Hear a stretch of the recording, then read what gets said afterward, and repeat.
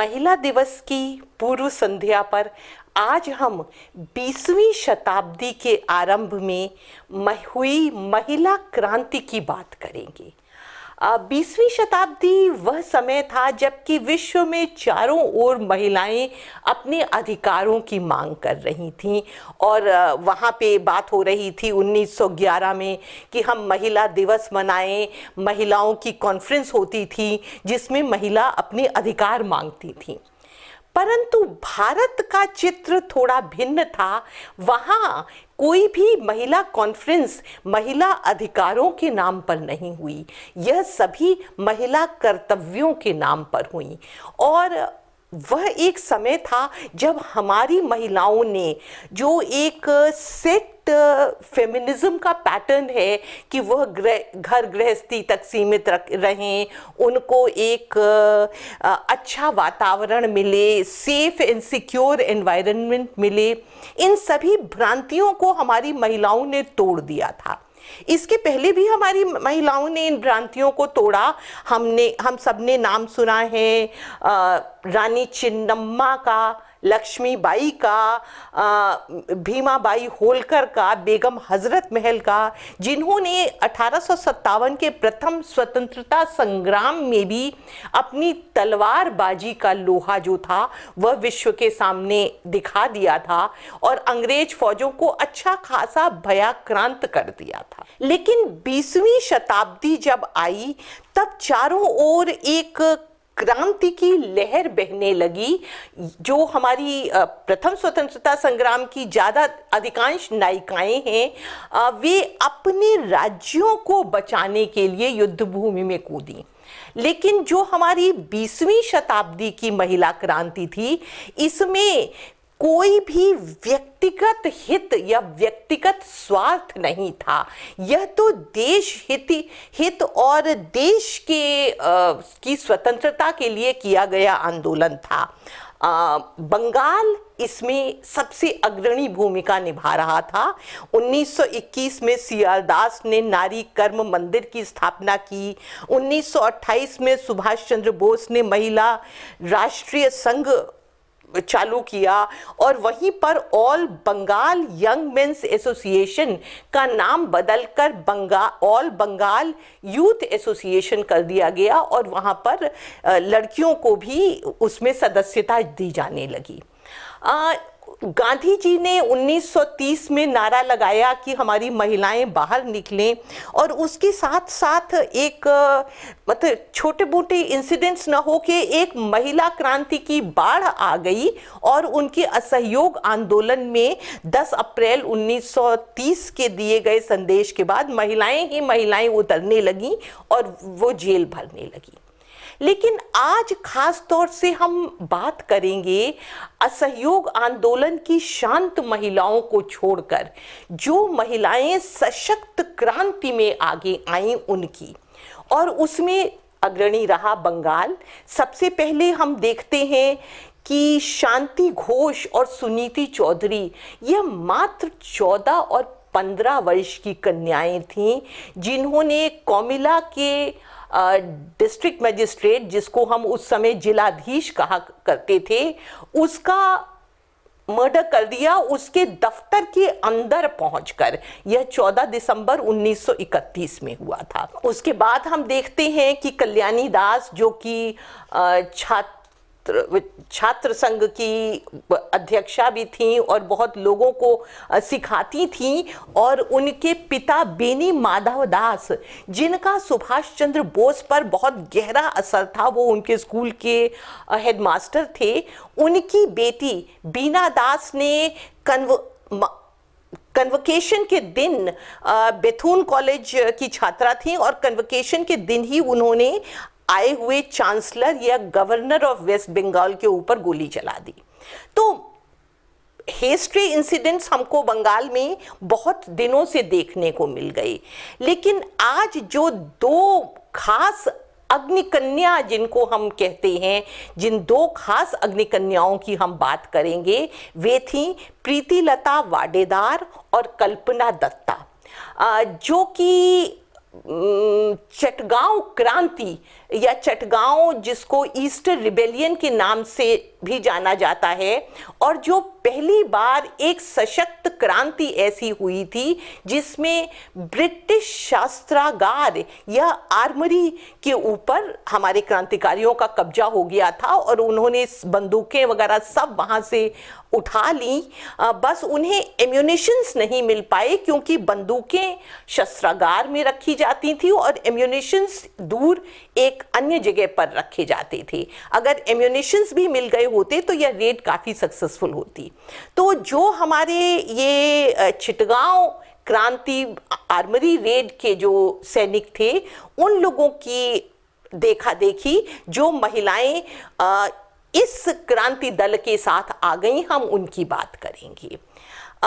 1939 के अंदर 1929 के अंदर ही जो इस आर्मरी रेड के जो मुख्य कर्ता धर्ता थे, सूर्यसेन, जिनको मास्टर दा के नाम से भी लोग जानते थे, उन्होंने एक महिला कॉन्फ्रेंस बुलाई थी और इस महिला कॉन्फ्रेंस में ही बहुत सी महिलाएं सामने आईं और वो उनकी प्रतिभा से सभी लोग प्रभावित हुए।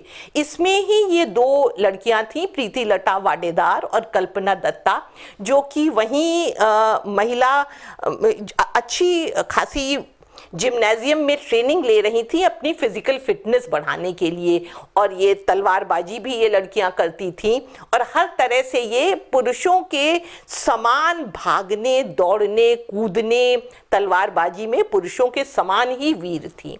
तो ये दो कन्याएं खास तौर से सामने आईं, और भी बहुत कन्याएं थीं, लेकिन उस समय एक जो जनरल इम्प्रेशन था कि ये क्रांतिकारी जो चिटगांव के थे, ये लोग अपने दल में किसी भी लड़की को सम्मिलित नहीं करना चाहते थे और as a matter of principle ये लोग लड़कियों को एक रखते जरूर थे लेकिन अपने आउटर सर्किल में रखते थे। लड़कियां क्या काम करती थीं कि इनके गन कॉटन बनाना, बॉम्ब बनाना, डायनामाइट बनाना, ये सब कार्य करती थीं। क्रांतिकारियों को छुपने के लिए जगह दिया करती थीं, उनके खाने पीने बाकी आदि का प्रबंध किया करती थीं, और उसके बाद वो लोग कोरियर की तरह से काम करती थीं। क्योंकि चिटगांव आर्मरी रेड जब हुई तो जो दो प्रधान नायक थे उसके, निर्मल सेन और सूर्यसेन, ये लोग तो आर्मरी रेड के बाद चले गए ऊपर जंगल में और वहाँ पर छुप गए, लेकिन कुछ क्रांतिकारी अलग अलग ये लोग भागना पड़ा इन लोगों को। तो कुछ क्रांतिकारी जिसमें मुख्य तौर से अनंत सिंह थे और गणेश घोष, ये लोग एक संपन्न या नाव में बैठकर नदी में चले गए और फिर धीरे धीरे ये लोग कलकत्ता में चले गए और कलकत्ता पहुंच के कुछ ऐसे कारण हुए कि इन लोगों ने सरेंडर कर दिया, जाके खुद पुलिस को सरेंडर कर दिया, कुछ इमोशनल कारणों से और कुछ नया दिशा निर्देश न मिलने के कारण। तो जो अनंत सिंह और गणेश घोष और उनके साथ 19 और अभियुक्त थे वो जेल में थे, और मास्टर दा जो इनके मुख्य कर्ता धर्ता थे वो और निर्मल सेन जंगल में थे। तो अब ये हुआ कि कुछ एक ऐसी गतिविधि की जाए जिससे जेल में रह रहे क्रांतिकारियों को छुड़ाया जा सके। तो उसके लिए कोरियर्स की आवश्यकता थी और जितने जो लड़के थे उनके ऊपर सरकार की बहुत कड़ी निगाह थी, क्योंकि आर्मरी रेड कोई छोटा मोटा कार्य नहीं था। वह एक इतना बड़ा झटका ब्रिटिश सरकार को लगा था कि चारों तरफ छानबीन, तलाशी सब शुरू हो गई थी। एक एक घर, एक एक चप्पा छाना जा रहा था और चारों तरफ शहर में मार्शल लॉ के समान ही व्यवस्था थी। आर्मी की 2 बटालियन बुला ली गई थी, गोरखा रेजिमेंट वहीं थी, जाट रेजिमेंट वहीं थी। तो इतने कड़े पहरे के बाद बड़ा मुश्किल हो जा रहा था लड़कों का, और खास तौर से जिसको वो कहते हैं कि वहाँ बंगाल के संभ्रांत परिवार के अच्छे लड़कों का मूवमेंट। तो उस समय इन लोगों ने इन जो कन्याएं थीं इनका प्रयोग करना शुरू किया कोरियर के रूप में। सबसे पहले इन्होंने योजना बनाई कि हम जेल के अंदर डायनामाइट की सुरंगें बिछा देंगे जिससे कि जेल की दीवार उड़ा दी जाए और हमारे जो क्रांतिकारी अनंत, गणेश और उनके साथ 19 और लड़के अंदर हैं वो लोग छूट जाएं। लेकिन अब जेल में डायनामाइट पहुंचाई कैसे जाए? सबसे पहला प्रश्न था कि कलकत्ता से डायनामाइट चिटगांव कैसे लाई जाए।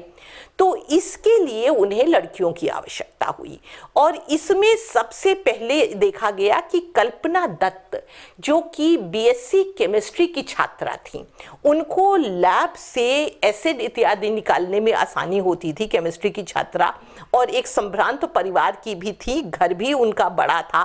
तो सबसे पहले उन्हीं का प्रयोग होना शुरू हुआ कि वो एसिड लाती थी और अपने घर में ही गन कॉटन तैयार करती थी। बाकी सब लड़कियां उन गन कॉटन्स को पैक करके छोटे छोटे कंटेनर में भरती थीं और वो कंटेनर्स बड़े गंदे से सूटकेस के अंदर करके कल्पना वो कंटेनर्स पहुंचाती थी कलकत्ता से चिटगांव, और चिटगांव के बाद वो चिटगांव जेल के अंदर कभी वह किसी की बहन बन के जाती थी, किसी कैदी की, कभी किसी कैदी की पत्नी बन के जाती थी, तरह तरह के भेष बदल के वो जेल के अंदर जाया करती थी। अक्सर कभी वो लड़का बन के जाती थी। जो दूसरी उनकी साथी थी प्रीतिलता वाडेदार, ये भी बहुत मेधावी छात्रा थी और ये सब बेथुन कॉलेज की ही छात्राएं थीं। प्रीतिलता वाडेदार संदेश एक जगह से दूसरी जगह पे पहुंचाती थी।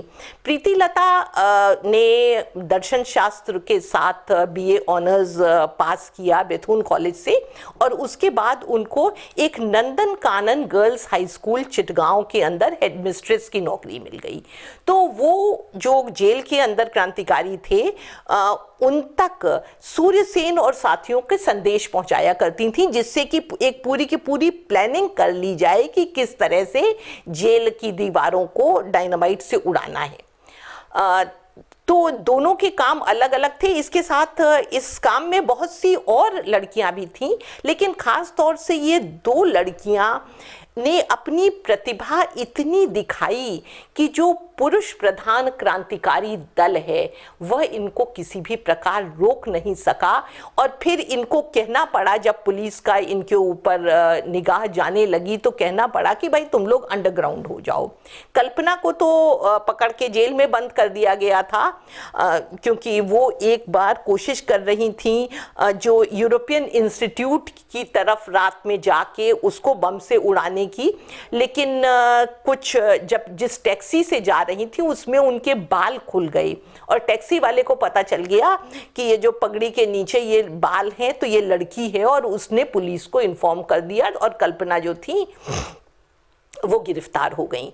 तो अब केवल बच गई प्रीतिलता, जिनको कि मास्टर दा ने संदेश भेजा कि तुरंत अंडरग्राउंड हो जाओ, और जहां पर क्रांतिकारी लोग गांव-गांव में भाग भाग के अपनी जगह बदला करते थे, प्रीतिलता आके उन लोगों के साथ वहीं अंडरग्राउंड रहने लगी।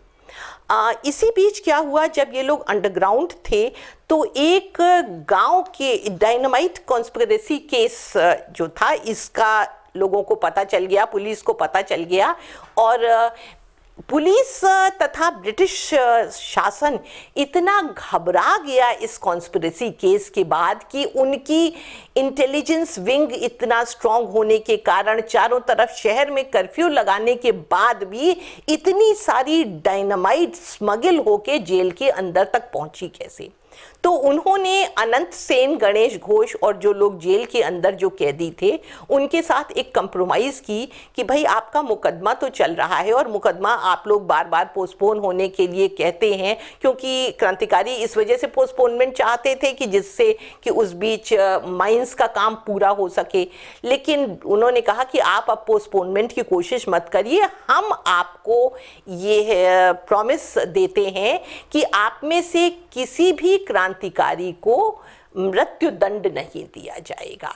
तो ये इस कंप्रोमाइज के साथ अनंत सेन और उनके साथी जो थे वो तैयार हो गए कि ठीक है, अगर हमें और छोटे छोटे दंड दिए जाएंगे तो अब आगे से हम लोग कोई ऐसी हरकत नहीं करेंगे, लेकिन यह समझौता केवल हम लोगों पर मान्य है, बाहर वालों को हम किसी भी तरह से कन्विंस नहीं कर सकते।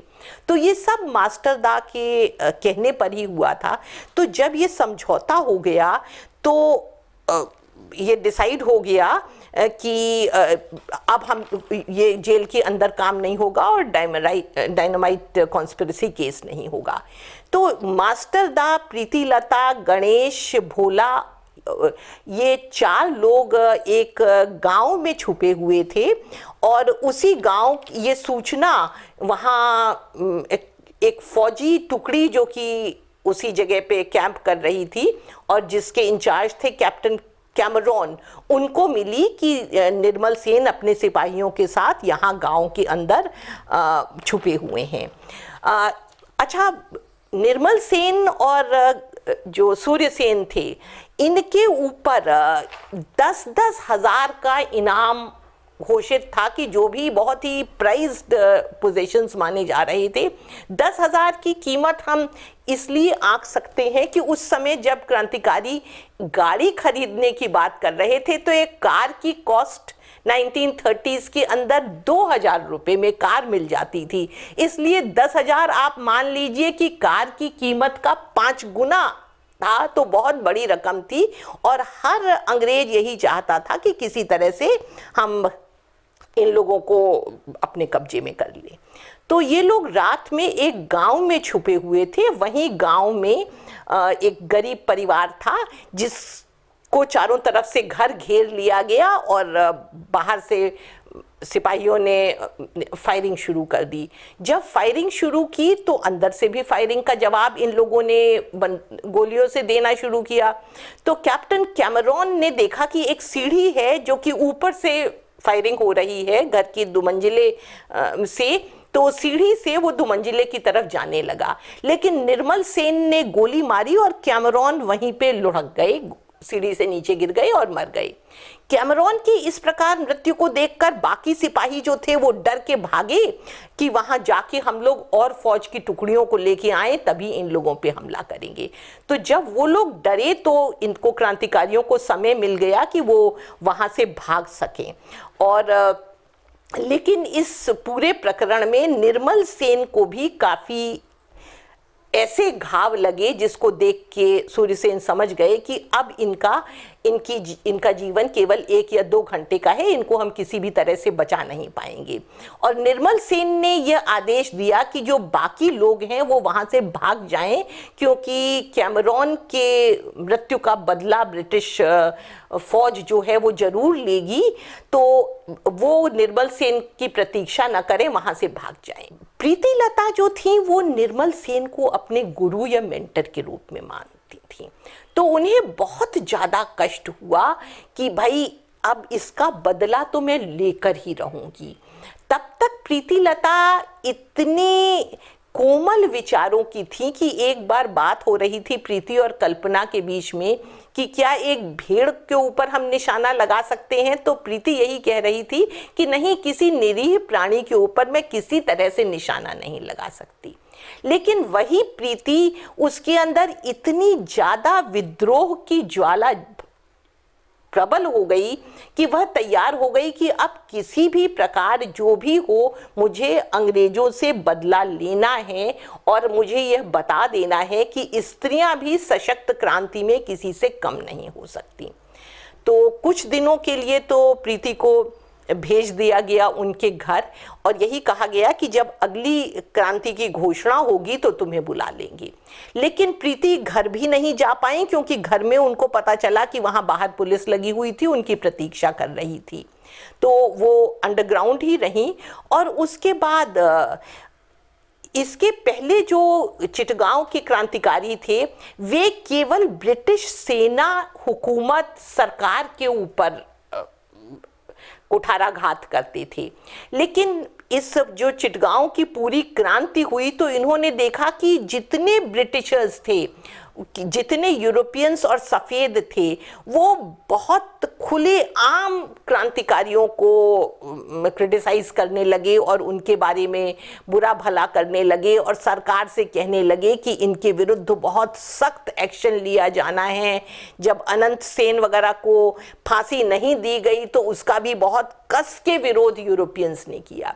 तो जब यूरोपियंस की तरह की ओर से इतना कड़ा विद्रोह होने लगा तब यह IRA जो इंडियन रिपब्लिकन एसोसिएशन ने तब यह धारणा बना ली कि ठीक है, अब हम सारे यूरोपियंस को ही यहाँ से भगाने का प्लान बनाते हैं। तो एक पहाड़ताली के अंदर एक ब्रिटिश इंस्टीट्यूट था, ये खास तौर से रेलवे के सबऑर्डिनेट स्टाफ का इंस्टीट्यूट था। तो 24 सितंबर 1932 रात को 10:45 पर जब क्लब में कुछ करीब 40-45 लोग बैठ के ताश खेल रहे थे, तब प्रीति लता के नेतृत्व में करीब 7 लड़कों की एक टुकड़ी आई और उन लोगों ने पहले बम फेंका, जिससे भीड़ तितर बितर होनी शुरू हुई कुछ, लेकिन एक अंग्रेज अधिकारी ने उसी समय बिजली बंद कर दी, जिससे कुछ लोग खिड़कियों से निकलकर भागे और इधर उधर जाने लगे।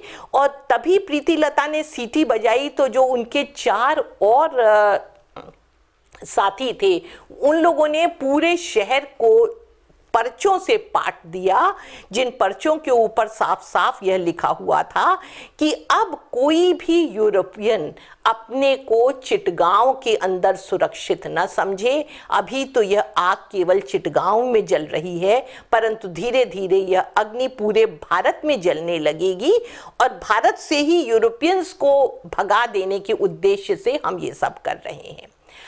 तो ये जब इन बीच में ये झड़प हो रही थी तो इंस्टीट्यूट या क्लब के एक गार्ड की गोली प्रीति लता को लगी।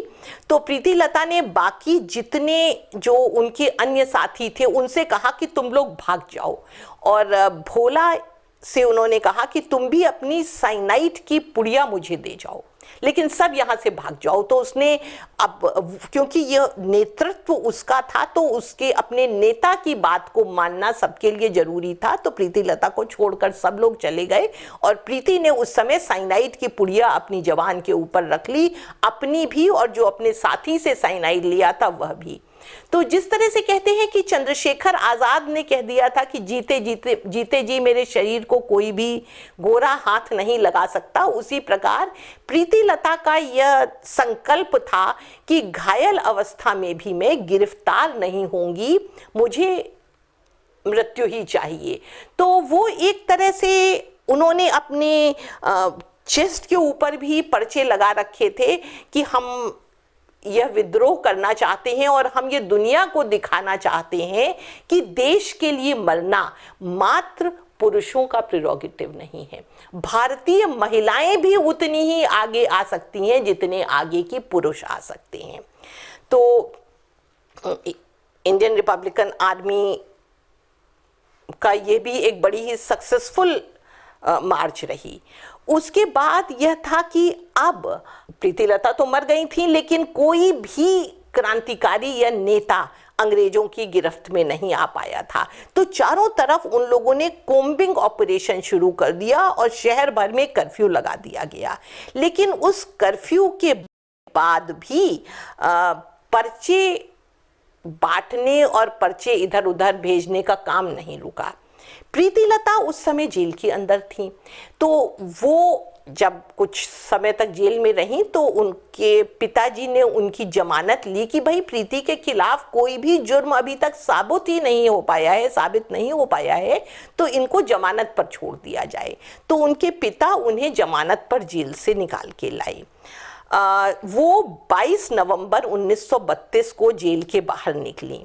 लेकिन जब उनको प्रीति लता की मृत्यु के विषय में ज्ञात हुआ और अन्य गतिविधियों के विषय में ज्ञात हुआ, तो दिसंबर माह में ही वो चुपचाप कब अंतर्ध्यान हो गई, कब अंडरग्राउंड चली गई, इसका किसी को पता भी नहीं चला। और उनके पिता को ये जमानत की धनराशि भरनी पड़ी और अपनी सरकारी नौकरी से भी हाथ धोना पड़ा। लेकिन प्रीति लता चुपचाप तब तक मास्टरदा के ठिकाने पर पहुंच चुकी थी और वहां इन लोगों ने ये लोग अपनी नई योजना बना रहे थे कि किस तरह से अब हम लोग अगला धावा बोलेंगे। ये लोग यही करते थे कि दिन भर किसी गांव के किसी बिल्कुल इनकॉन्स्पिक्यूअस घर में रुक जाते थे और रात होते ही वहां से चलते थे जंगल के रास्ते और कहीं दूसरे ठिकाने पर पहुंच जाते थे, जिससे कि इनके वेयरअबाउट्स का पता अंग्रेजी सैनिकों को न लग पाए। तो 16 फरवरी 1933 की रात में जब ये लोग एक घर से दूसरे घर की ओर जा रहे थे, दूसरे ठिकाने की ओर जा रहे थे, तो जंगल के अंधेरे में ये लोग थोड़ा सा रास्ता भटक गए और एक फौजी कैंप था, सीधे के सीधे उस फौजी कैंप में पहुंच गए। वहां इनकी टॉर्च की रोशनी देखी तो जो सिपाही थे वो लोग सजग हो गए और तुरंत वो लोग ये हुआ कि देखो देखो जंगल में ये टॉर्च की रोशनी कहां से आई। कुछ पत्तों की खड़खड़ाहट भी होने लगी तो चारों तरफ से गोरखा सिपाहियों की फौज उस तरफ भागी। सूर्यसेन के बगल में ही प्रीति चल रही थी, तो प्रीति का अचानक पैर फिसला और वो वहीं पे पानी में गिर गई। जब वो पानी के अंदर गिरी तो उनको तो लोग कोई देख नहीं पाया, उनके एक साथी और थे वो भी उसी पानी के अंदर गिर गए थे। वो और उनके साथी घंटों तक जलकुंभी के बीच में किसी तरह से थोड़ी देर को अपना नाक ऊपर निकालकर सांस लेते और पानी के अंदर ही रहे। लेकिन सूर्यसेन और एक अन्य साथी थे, ये लोग गिरफ्तार हो गए और इनको लेके जेल में पहुंचा दिया गया। तो प्रीति टॉप लीडर्स में वो आखिरी ऐसी नेता थी जिनको गिरफ्तार करने में अंग्रेज किसी भी तरह से सफल नहीं हो पा रहे थे और उन्हें गांव-गांव में औरतों का इतना सपोर्ट मिलता था कि चारों तरफ उनको अग्निकन्या के नाम से ही वो बंगाल में जाने लगी। फिर एक दिन क्या हुआ, एक गांव में वो लोग छुपे हुए थे। ये पूर्ण तालुकेदार बेचारे एक बहुत ही अच्छा परिवार था जिसने इन लोगों को, कल्पना और उसके साथियों को, वहाँ 3 साथी थे, भोला, कल्पना, और उनको वहाँ शरण दी हुई थी। तभी तक मेजर MR केने को यह सूचना मिली कि कल्पना और उनके साथी यहाँ पर कहीं छुपे हुए हैं। तो उन लोगों ने, और वो घर भी उन्होंने बताया कि ये पूर्ण तालुकेदार के घर में है। तो सवेरे के 3 बजे ही फौज की एक टुकड़ी आई और उसने चारों तरफ से उस क्षेत्र को घेर लिया और घेरने के बाद फिर ये आवाज दी कि भाई जो अंदर क्रांतिकारी हैं बाहर आ जाओ और सरेंडर कर दो, नहीं तो हम गोलियों से भून देंगे। और उन लोगों ने फायरिंग शुरू कर दी। तो अंदर बाहर दोनों तरफ से फायरिंग होने लगी। इस फायरिंग में क्या हुआ कि एक इनका ही साथी था, वह दरवाजे से बाहर भागने की उसने कोशिश की तो वो दरवाजे पर ही मारा गया। और जो गोलियां इतनी आई कि जो पूर्ण ताल्लुकेदार था, मतलब इन लोगों को जिसने शेल्टर दिया था, एक गोली उसको लगी और वहीं ढेर हो गया। उसका छोटा भाई भी बुरी तरह से घायल हो गया और जो बाकी परिवार वाले थे वह बिल्कुल भयाक्रांत थे और अलग अलग कोनों में वो लोग छुप गए जाके और कांप रहे थे। तो प्रीति तथा उनके अन्य साथियों को यह लगा कि भाई हम अपनी जान की वजह से और अपने आश्रयदाताओं को और ज़्यादा कष्ट नहीं दे सकते। जो उनके मेन आश्रयदाता थे पूर्ण तालुकेदार, वो तो मर गए थे। तो इन लोगों ने अंदर से आवाज़ दी कि ठीक है, हम सरेंडर के लिए तैयार हैं। तो बाहर से ये कहा गया कि आप लोग पहले एक घर के किसी बच्चे से अपने आर्म्स सारे के सारे बाहर भेजिए और उसके बाद कमर तक सारे कपड़े उतार दीजिए और हाथ ऊपर करके एक एक कर दरवाजे से बाहर निकलिए। ये जाट रेजिमेंट उस समय थी जो चारों तरफ से घेरे हुए थी। तो सबसे पहले दरवाजे के ऊपर कल्पना आई और कल्पना के लंबे बाल थे। कहते हैं कि कल्पना बहुत खूबसूरत थी देखने में। ये एक पुस्तक है मानिनी चैटर्जी की do and die, the Chittagong uprising 30 to 34।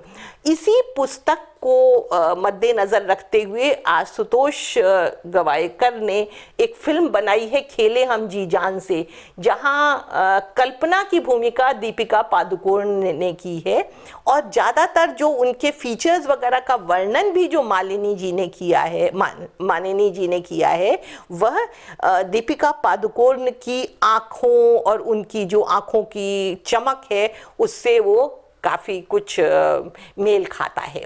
तो प्रीति आई, उन्होंने अपने लंबे बाल खोल दिए और कहा, हाथ ऊपर किए हुए कहा कि क्या मुझे भी कमर तक सारे कपड़े उतारने पड़ेंगे। तो वहाँ पर जो मेजर केनी था उसको बड़ी जोर से गुस्सा आई, उसने एक करारा झापड़ प्रीति इसके कल्पना के मुंह पर मारा। तो कल्पना अपनी जो आत्मकथा है बंगाली में उन्होंने लिखी है, उसमें लिखती हैं कि जब तक मुझे यह सूझता कि आखिर हुआ क्या है, तब तक जाट रेजिमेंट के सिपाही लोग चिल्लाने लग गए कि खबरदार, अगर तुमने इस लड़की को हाथ भी लगाया तो तुम्हारी अपनी जान सुरक्षित नहीं है। तो उस समय कल्पना लिखती हैं कि मुझे भी यह लगा कि हमारी क्रांति जो है वो व्यर्थ नहीं गई है। अब सिपाहियों में भी ऐसा आक्रोश आने लगा कि वो अपने अंग्रेज अधिकारियों के हुक्म को तामील करने से मना कर रहे हैं। तो हमारी अग्निकन्याएं जो थीं उन्होंने ही यह क्रांति के बीज सेना में और पुलिस में भरने में वो सक्षम हुई और एक तरह से यह सबसे बड़ा ट्रिब्यूट है जो महिला दिवस के अवसर पर हम उन्हें दे सकते हैं। नमन है उन बंगाल की वीर कन्याओं का जिन्होंने ऐसा संदेश हमारे राष्ट्र को दिया।